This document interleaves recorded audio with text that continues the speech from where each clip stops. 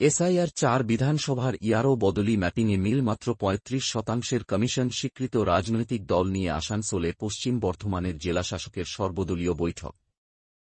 Asansol ২৯ October জাতীয় নির্বাচন commission ইতিমধ্যেই বাংলা সহ ১২টি রাজ্যে ভোটার তালিকায় এসআইআর বা স্পেশাল ইন্টেন্সিভ রিভিশন বিশেষ নিবিড় সংশোধন মঙ্গলবার থেকে বাস্তবায়ন করেছে। এদিন জেলা প্রশাসন সূত্রে জানা গেছে, পশ্চিম বর্ধমানে ভোটারের সংখ্যা ২৩,২৭,৫০৩ জন। ২০০২ সালের ভোটার তালিকার ভিত্তিতে এখনও পর্যন্ত ম্যাপিংয়ে ৩৫% নাম মিলেছে। বিএলওরা ২০০২ সালের ভোটার তালিকার সঙ্গে ২০২৫ সালের ভোটার তালিকা খতিয়ে দেখছেন। তাতে এখনও পর্যন্ত এই জেলায় প্রাথমিকভাবে ৪১% মিল পাওয়া গেছে। নির্বাচন কমিশনের নির্দেশ মতো বিএলও অ্যাপের মাধ্যমে এই ৪১% নামের পরীক্ষা করতে গিয়ে ৩৫% ম্যাপিং পাওয়া গেছে। জেলা প্রশাসন সূত্রে এও জানা গেছে, এখনও ম্যাপিংয়ের কাজ চলছে। তা শেষ হলে এই জেলার সঠিক সংখ্যা জানা যাবে।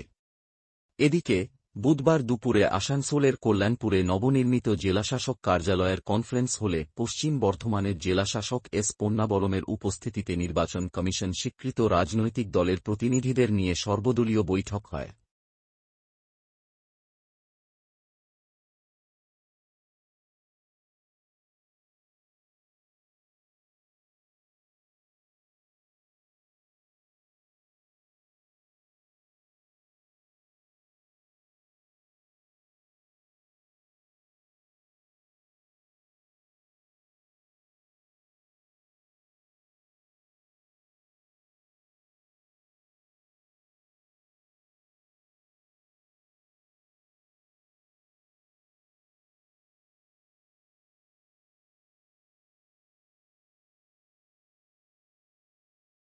আমাদের আপনারা জানেন আমাদের স্পেশাল ইন্টেন্সিভ রিভিশন এটা অলরেডি ঘোষণা হয়ে গেছে। কাল থেকে ওটা অলরেডি অ্যাক্টিভিটিগুলো চালু হয়ে গেছে। ওটারই প্রথম আজকে আমাদের এটা প্রিপারেটরি কাজ হিসাবে আজকে পলিটিক্যাল পার্টির সঙ্গে আমরা মিটিং আমরা করেছি।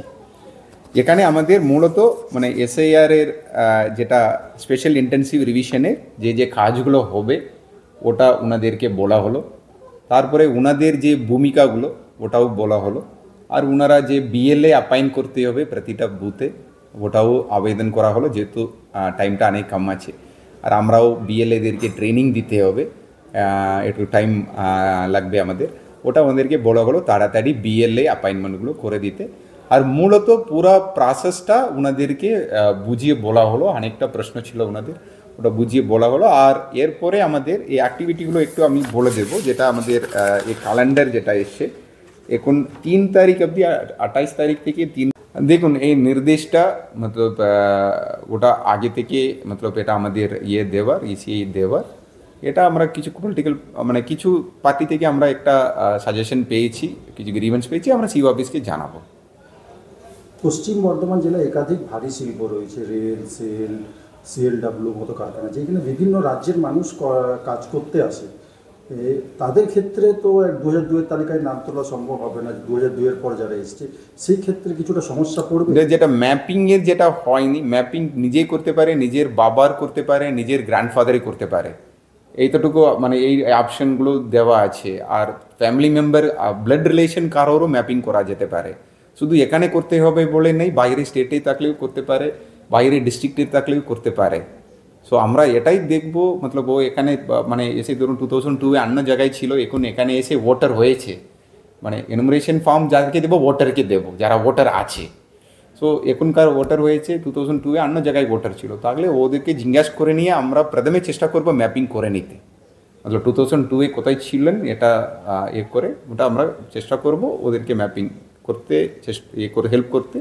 আর ভোটার নিজেও ম্যাপিং করতে পারে, একটা ওয়েবসাইট আছে, পরে ডিটেল দিয়ে দেবো। ভোটার নিজেও ঢুকে তার নাম সার্চ করে এপিক নাম্বার দিয়ে আর নাম ডিটেল দিয়ে সার্চ করে নিজেও ম্যাপিং করতে পারে, এই সুযোগটা দিয়েছে। ঠিক আছে, থ্যাংক ইউ।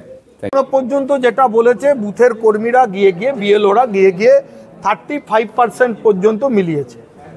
এটার পরে আমরা যেটা বলেছি, যদি ওর যে অব্লিগেশনগুলো আছে সেগুলো যদি রেকটিফাই না করে, তাহলে হয়তো সবচেয়ে বাজে জেলা পশ্চিম বর্ধমানই হবে, যেখানে কিন্তু 100% মেলাতে এরা পারবে না। স্বভাবত ইন্ডাস্ট্রিয়াল এলাকা, কোয়ার্টার চেঞ্জ, বাড়ি চেঞ্জ, বাইরের থেকে এসেছে, গ্রাম থেকে অনেকে শহরে এসছে, অনেক কিছু আছে, তারা পুরনো বুথ তারা জানে না। স্বভাবত এগুলো নিয়ে আমরা প্রশ্ন তুলেছি। উনি একটু পরে উনার স্টেট ইলেকশন কমিশনের সঙ্গে মিটিং আছে, উনি সেই পয়েন্টগুলো রেজ করবেন এবং তার যদি কোনো উত্তর বা সুরা থাকে উনি বলেছেন আমাদের দেবেন। পলিটিক্যাল দলের কাছে সেগুলো ডিস্ট্রিবিউট করে দেবেন। এবার যদি আপনাদের কোশ্চেন থাকে বলুন, সেটা আমি উত্তর দিচ্ছি। পশ্চিম বর্ধমান জেলায় একাধিক কলকারখানা আছে, যেখানে বাইরে থেকেও প্রচুর মানুষ এসে পরে কর্মসংস্থানের জন্য থাকে। তাদের ক্ষেত্রে কি সমস্যা হবে কিছু জানতে পারলেন? ইলেকশন কমিশন অত্যন্ত ফ্রেন্ডলি রূপে এখানে অবতীর্ণ হয়েছেন, এসআইআরটাকে লাগু করেছে। যা যা সুযোগ এখানে দিয়েছে নিজেকে এখানে বাসিন্দা প্রমাণ করবার জন্য, ভোটার লিস্টে নাম তোলবার জন্য, আমরা মনে করি সেগুলো যথেষ্ট। এবং ইলেকশন কমিশন খুব নিবিড়ভাবে এবং সক্রিয়তার সঙ্গে এই কাজগুলো সম্পন্ন করছেন। বাইরে বিভিন্ন পলিটিক্যাল দল যে তাদের স্বার্থসিদ্ধির জন্য অনেক কথা আপনাদের সামনে বলছেন, সেগুলো না, আমরা মনে করি নিবিড় ভোটার সংশোধনের এই কাজগুলো এসআইআরের মাধ্যমে, তো আমরা পরিশুদ্ধ ভোটার লিস্টের দাবি করেছি বিজেপি পক্ষ থেকে, সেটা হতে চলেছে, এই বিষয়ে কোনো সন্দেহ নেই। যাদের নাম কাটা যাবে, যাদেরকে ভোট ব্যাংক হিসাবে পলিটিক্যাল দলগুলো ইউজ করতো, সেই আতঙ্কিত হয়ে তারা বিভিন্ন জায়গায় বিভিন্ন স্টেটমেন্ট দিচ্ছে, যা ইতিমধ্যেই আমরা মিডিয়ার মাধ্যমে, পত্রপত্রিকার মাধ্যমে দেখতে পাচ্ছি। বলুন। আপনি যেটা